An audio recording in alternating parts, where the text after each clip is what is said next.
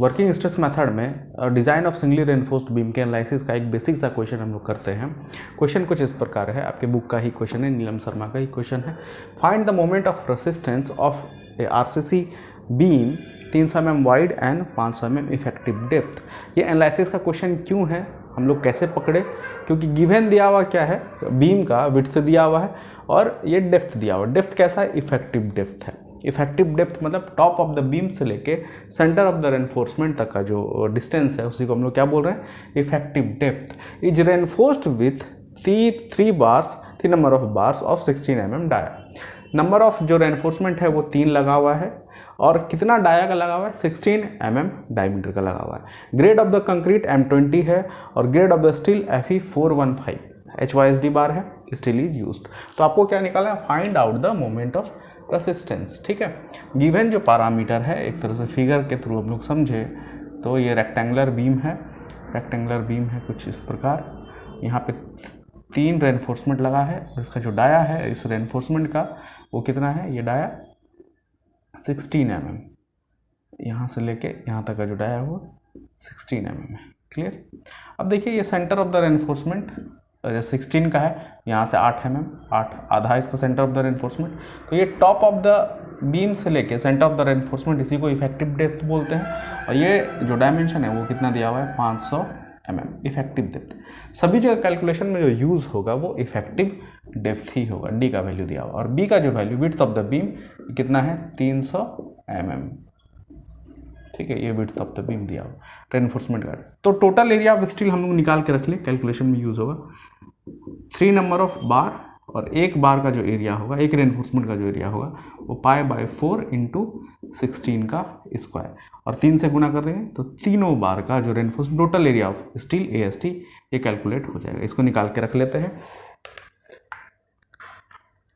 π/4 × 16 का स्क्वायर × 3, तो ये आता है 603.185 mm स्क्वायर। इसको राउंड फिगर में ले सकते हैं, 19 भी ले सकते हैं।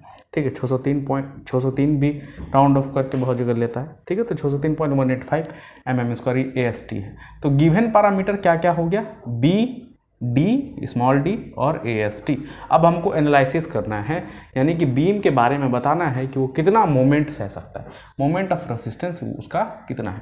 तो इस क्रम में जो हम लोगों ने सीखा था कि हम लोग कैसे स्टेप्स फॉलो करते हैं, क्या क्या स्टेप्स फॉलो करते हैं। सबसे पहले हम लोग क्या निकालते हैं, इस बीम का फाइंड आउट करते हैं कि एक्चुअल न्यूट्रल एक्सिस क्या है। ठीक है, कंपेयर करते हैं क्रिटिकल न्यूट्रल एक्सिस से। उसके बाद टाइप ऑफ द सेक्शन किस तरह का है, वो अंडर रेनफोर्स्ड है या बैलेंस्ड है या ओवर रेनफोर्स्ड है, उसको पहले पता करते हैं। उसके बाद हम लोग मोमेंट ऑफ रेजिस्टेंस पे जाएंगे। क्लियर। तो सबसे पहले क्रिटिकल न्यूट्रल एक्सिस हम लोग निकाल के रख लें, क्योंकि कंपेरिजन जो होगा वो क्रिटिकल न्यूट्रल एक्सिस और एक्चुअल न्यूट्रल एक्सिस दो चीज़ों में कंपेरिजन होगा। तो क्रिटिकल न्यूट्रल एक्सिस का फॉर्मूला है, हमने बताया था कि आप लोग मेमोराइज कर लें, m sigma CBC divided by m sigma CBC plus sigma ST into D। ये D क्या है, इफेक्टिव डेप्थ है। अब यहाँ पे बात आता है सिग्मा CBC, ये इसमें जितना भी पैरामीटर्स है वो कैसे फाइंड आउट होगा। डायरेक्टली क्वेश्चन में दिया हुआ नहीं है, आपको निकालना पड़ेगा। सबसे पहले आते हैं m पे। m का एक फॉर्मूला है जो कोड रिकमेंड करता है, और जो हम लोग एजम्पशन में भी माने थे, वर्किंग स्ट्रेस मेथड का जो 6 एजम्पशन था उसमें ये था m का वैल्यू, मॉडुलर रेशियो का वैल्यू जो लेना है 280 डिवाइड बाय 3 सिग्मा CBC। और सिग्मा CBC M20 के केस में सिग्मा CBC कितना हम लोग लेते हैं, 7 लेते हैं। ये भी कोडल रिकमेंडेशन है। और नॉर्मली हम लोग जानते हैं बेंडिंग में जो कंक्रीट का फैक्टर ऑफ सेफ्टी लेते हैं, ठीक, वो कितना है, ये कैरेक्टरिस्टिक्स कंप्रेसिव स्ट्रेंथ है, इसमें 3 से डिवाइड करते हैं तो 6 पॉइंट समथिंग आता है। तो राउंड ऑफ में जो कोड रिकमेंड करता है, लेने बोलता है, वो कितना 7 न्यूटन पर mm स्क्वायर। ये सिग्मा CBC का वैल्यू है 7 न्यूटन पर mm स्क्वायर। सिग्मा ST आपका जो स्ट्रेंथ है, टेंसाइल स्ट्रेंथ है, यील्ड स्ट्रेंथ कितना है, tensile yield strength 415, factor of safety 1.78 से डिवाइड करके 415 डिवाइड 1.78, ये लगभग 230 आता है, 233 आता है। कोड रिकमेंड करता है 230 लेने के लिए, 230 न्यूटन पर mm स्क्वायर। ठीक है, तो ये कोडल रिकमेंडेशन है। हम लोग सिग्मा ST और सिग्मा CBC निकाल के रख लिए। अब आते हैं यहाँ पे 280/3 सिग्मा CBC करेंगे तो मॉडुलर रेशियो m का वैल्यू पता चलेगा। तो 280 divided by 3 into sigma CBC का वैल्यू 7, ठीक है। तो ये आता है 13.33, 13.33, ठीक है। ये हम लोगों ने m निकाल के रख लिया। अब इस फॉर्मूला में m का वैल्यू पुट करते हैं और NC कैलकुलेट कर लेते हैं कि NC आता है कितना है। NC इक्वल्स टू m का वैल्यू 13.33 इंटू सिग्मा CBC का value 7 divided by 13.33 into 7 plus of 230 into effective depth. Effective depth question में दिया हुआ है 500 से मल्टीप्लाई करेंगे। तो ये चूंकि mm में है तो सारा NC जो निकलेगा वो किस में निकलेगा, mm में निकलेगा। 13.33 into 7 divided by 13.33 into 7 plus 230 into 500, ये वैल्यू आता है 144.3, 144.3 mm, ठीक है। ये आया क्रिटिकल न्यूट्रल एक्सिस का वैल्यू, ठीक है। अब हम लोग जो स्टेप्स, आप लोग थोड़ा इसको रिकॉल करिए। स्टेप्स में क्या था, एनसी को कंपेयर करते हैं एक्चुअल न्यूट्रल एक्सिस से। Actual neutral axis given condition जो दिया हुआ है BDST उस पर डिपेंड करता है, ठीक है। और उसका हम लोग क्या करते हैं, वो कैसे निकालते हैं, एरिया का मोमेंट लेते हैं। न्यूट्रल मानते हैं कि एक्चुअल न्यूट्रल एक्सिस समहाउ यहाँ पे लाई कर रहा है, इसके ऊपर जो कंक्रीट का एरिया है उसका मोमेंट लेते हैं न्यूट्रल एक्सिस के अबाउट, और इसके इक्विवेलेंट ये जो स्टील है इसको ट्रांसफॉर्म एरिया में कन्वर्ट करते हैं, इक्विवेलेंट कंक्रीट के एरिया में कन्वर्ट करते हैं m इंटू AST से m से मल्टीप्लाई करके, तो m इंटू AST वाला टर्म आता है, उसका मोमेंट लेते हैं न्यूट्रल एक्सिस के अबाउट, ठीक है। तब जो एक फॉर्मूला आता है उसके थ्रू एक्चुअल न्यूट्रल एक्सिस निकलता है। तो इसके ऊपर का जो ये एरिया है, इसके ऊपर का एरिया है b into NA, rectangular distance है। एनालिसिस में जब हम लोग इसका डेरिवेशन देख रहे थे एनालिसिस का, तब ये सारा स्टेप्स हम लोग डिटेल में डिस्कस किए हैं, तो अभी डायरेक्टली उसको लिख रहे हैं। b इंटू N ये एरिया है, और जो काम करता है उसका CG मोमेंट ले रहे हैं, तो area into perpendicular distance CG से NA/2 equals to m into AST, ये ट्रांसफॉर्म्ड एरिया है। इस स्टील के एरिया को ट्रांसफॉर्म्ड एरिया में कन्वर्ट किए, कंक्रीट के इक्विवेलेंट एरिया में कन्वर्ट किए, तो m से मल्टीप्लाई किए, m इंटू AST, और इसका मोमेंट यानी यहाँ से यहाँ तक का जो डिस्टेंस है, एरिया इंटू परपेंडिकुलर डिस्टेंस, ये जो डिस्टेंस है d माइनस NA करेंगे तो ये डिस्टेंस निकलेगा, तो d माइनस NA करते हैं, ठीक है। इसके थ्रू सारा चीज़ टर्म दिया हुआ है आपको क्वेश्चन में, और आपको NA बस निकालना है। NA क्वाड्रेटिक इक्वेशन में आता है, उसको निकालेंगे। b इंटू NA का square divided by 2 equals to m AST into d minus NA। अब इसको सिंप्लीफाई करते जाइए और आपका जो रिक्वायर्ड टर्म है वो निकल जाएगा, ठीक है। b का वैल्यू दिया हुआ है क्वेश्चन में, गिवन है 300, NA नहीं पता है, NA निकालना है आपको, डिवाइडेड बाई 2, m का वैल्यू 13.33 अभी जस्ट फाइंड आउट किए हम लोग यहाँ पे, into AST area of steel पहले ही हम लोग निकाल के रख चुके हैं 603.185, 603.185 into d effective depth 500 minus NA पता नहीं है, ठीक है। इसको और सिंप्लीफाई करते हैं, ये इसको हम लोग इससे सॉल्व किए, 150 into NA square equals to, इसको मल्टीप्लाई करते हैं एक बार इससे, इसको मल्टीप्लाई करते हैं एक बार NA से, ठीक है। 13.33 इंटू 603.185,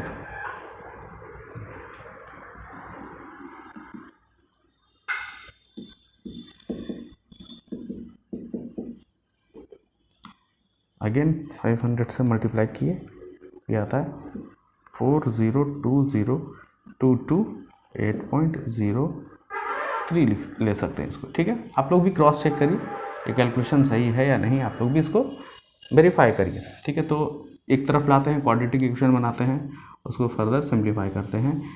150 NA स्क्वायर प्लस इस साइड आएगा तो प्लस हो जाएगा 8040.456 NA माइनस 40202228.03 इक्वल्स टू 0। अब इसको सिंप्लीफाई करते हैं। आपके कैलकुलेटर जो है उसमें आप क्वाड्रेटिक इक्वेशन को सिंपली ये कर सकते हैं, सॉल्व कर सकते हैं। इसमें कुछ सेटअप्स हैं, जैसे कि इक्वेशन में जाइए, जो ऑन के बगल में एक बटन है मोड सेटअप, उसको आप प्रेस करिए। इसमें 5 नंबर जो दिया हुआ है 1 2 3 4 5 को दबाइए और उसके बाद किस तरह का इक्वेशन आपको सॉल्व करना है। यहाँ पे बहुत सारा नंबर ऑफ इक्वेशंस दिया हुआ है, ठीक है, नंबरिंग किया हुआ है। तो तीसरे नंबर पे जो इक्वेशन है ax² + bx + c, ये क्वाड्रेटिक इक्वेशन है, इसको सॉल्व करना है। तो 3 को हम लोग सेलेक्ट किए। तब a के जगह पे ये जो कांस्टेंट है उसको साइन के साथ लिखना है 150, ठीक है। अब b के जगह जो कांस्टेंट है उसको साइन के साथ लिखना है 8040.456 इक्वल्स टू किए तो अपने आप वो ले लेता है b का वैल्यू। अब c के जगह जो कांस्टेंट है उसको साइन के साथ लिखना है -40202228.03 40202228.03 माइनस साइन के साथ इक्वल्स किए तो वो उसमें ले लिया, ठीक है। अब a b c सारा जो कांस्टेंट है उसको हम लोग इस इक्वेशन में पुट कर दिए हैं। एक बार और इक्वल्स हम लोग दबाते हैं तो ये जो न्यूट्रल एक्सिस का वैल्यू है वो डायरेक्टली दे देता है। ये Na का वैल्यू आता है 139.09 समथिंग इतना mm, ठीक है। इस तरह से ये सिंपली जो आपका इंजीनियरिंग कैलकुलेटर है उसमें सॉल्व हो जाता है ये क्वाड्रेटिक इक्वेशन। नहीं तो अगर आप इसको सॉल्व करने जाएंगे, ठीक है, -b + -√4ac divided by 2ab ऐसे करके कुछ फॉर्मूला है, उससे अगर सॉल्व करने जाएंगे वहाँ से भी निकलता है, थोड़ा लेंदी प्रोसेस है। मैट्रिकुलेशन में आप लोगों ने बहुत इस तरह का सॉल्यूशन किया होगा, ठीक है। अब एक्चुअल न्यूट्रल एक्सिस और क्रिटिकल न्यूट्रल एक्सिस दोनों का जो वैल्यू है, अमाउंट है, वो हमारे पास आ गया, ठीक है, Na और Nc। अब आप लोग खुद जज करिए Na बड़ा है या Nc बड़ा है, ठीक है। यहाँ पे देखने पे पता चल रहा है Nc का जो वैल्यू है 144.3 है और Na का जो वैल्यू वो 139.09 है। Hence it is clear that hence Na is less than Nc या फिर Nc is greater than Na। और ये जो केस है ये किस तरफ इशारा कर रहा है, किस तरह का, ये सेक्शन की तरफ इशारा कर रहा है। Na जब छोटा हो जाए क्रिटिकल न्यूट्रल एक्सिस से तो section is under reinforced, section is under reinforced, clear, ठीक है।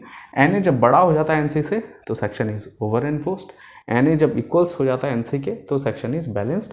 यहाँ पे जो हम लोग के साथ केस है वो Na छोटा हो गया Nc से तो सेक्शन किस तरह का है, अंडर रेनफोर्स्ड। यानी इस केस में अगर फेल्योर कभी होगा तो कौन पहले फेल्योर करेगा, यील्डिंग फेल्योर होगा, मतलब स्टील पहले फेल्योर करेगा वार्निंग के साथ, ठीक है। कंक्रीट में क्षमता ज़्यादा है विथ कंपैरिजन टू स्टील, यानी फोर्स ऑफ कंप्रेशन ज़्यादा होगा फोर्स ऑफ टेंशन के, ठीक है। जितना परमिजिबल ये लोड सह सकता है, टेंसाइल लोड, वो कम हो जाएगा किसके कंपैरिजन में, कंक्रीट के कंपैरिजन में, कंप्रेशन के कंपैरिजन में।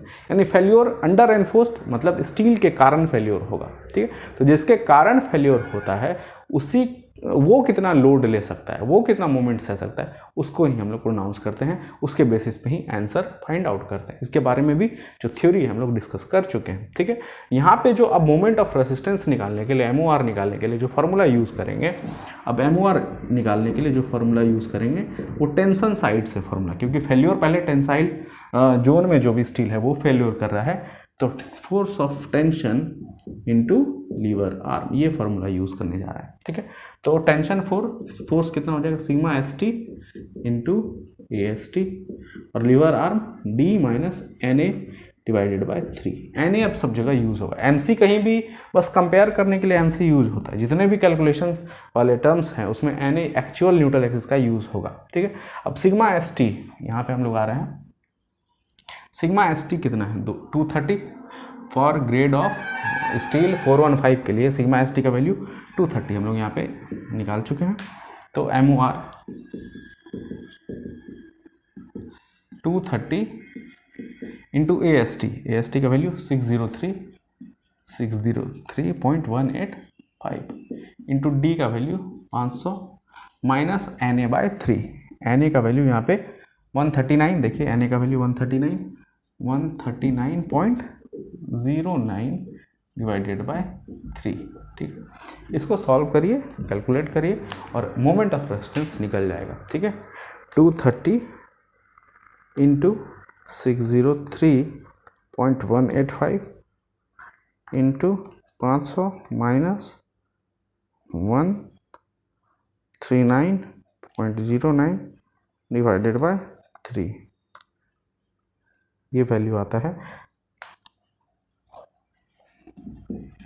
629341 1.54 न्यूटन mm में। देखिए सब जगह जो यूनिट हम लोग लेते आ रहे हैं सिग्मा एस टी 230 न्यूटन पर mm स्क्वायर, यानी कि न्यूटन और mm वाला टर्म है, ठीक है। ए एस टी ये भी mm स्क्वायर, डी का वैल्यू ये भी mm 500 जो लिए हैं वो mm में है, और na का जो वैल्यू आया है वो भी mm में लिए हैं। कहीं ना कहीं ये जो यूनिट है ये किस, और जो मोमेंट का यूनिट होता है वो न्यूटन मीटर, न्यूटन mm इसी टर्म में रहता है, ठीक है। फोर्स इनटू परपेंडिकुलर डिस्टेंस यही होता है मूवमेंट एक तरह से। तो फोर्स का यूनिट न्यूटन और परपेंडिकुलर डिस्टेंस का यूनिट mm या मीटर, तो न्यूटन mm, न्यूटन मीटर, इसी तरह किलो न्यूटन मीटर, यही यूनिट रहने वाला है MOR का, ठीक है। तो यहाँ पे सारा टर्म न्यूटन mm में है, तो MOR का जो यूनिट आएगा वो भी किस में आएगा, न्यूटन mm में आएगा। आप इसको चाहे तो किलो न्यूटन मीटर में भी आप कन्वर्ट कर सकते हैं, यानी 10⁻6 से डिवाइड करिए, 1 2 3 4 5 6 यानी 62.93, 1 2 3 4 5 6 62.934 किलो न्यूटन मीटर, ठीक है। ये भी आंसर प्रोनाउंस कर सकते हैं या फिर ये भी आंसर प्रोनाउंस कर सकते हैं, दोनों का यूनिट अलग है, वो न्यूटन mm है, ये किलो न्यूटन मीटर है, ठीक है। तो मोमेंट कैरिंग कैपेसिटी जो है इस बीम का ये इतना मैक्सिमम परमिसिबल ये मोमेंट ले सकता है 62.934 न्यूटन मीटर, ठीक है। अब क्वेश्चन यहीं तक है, लेकिन क्वेश्चन अगर और फर्दर आगे भी जा सकता है, पूछा जा सकता है कि लोड कैरिंग कैपेसिटी इस बीम का कितना है। अगर लोड कैरिंग कैपेसिटी पूछा जाता, क्वेश्चन में लिखता find out the load carrying capacity, तो क्वेश्चन में कुछ जो टर्म्स है वो और देना पड़ता, इंट्रोड्यूस कराना पड़ता, जैसे कि वो कितना स्पैन है उसका, ठीक है, लेंथ कितना है और किस तरह का लोडिंग कंडीशन वो चाह रहा है, यूडियल चाह रहा है या पॉइंट लोड चाह रहा है। अगर पॉइंट लोड चाह रहा है तो position of the point load कहाँ पे है, इन सभी बातों को डिस्कस करना पड़ता है क्वेश्चन में, ठीक है। तो इस तरह से हम लोग एनालिसिस का जितना भी क्वेश्चन है वो आगे हम लोग बढ़ेंगे, उसको सॉल्व करेंगे।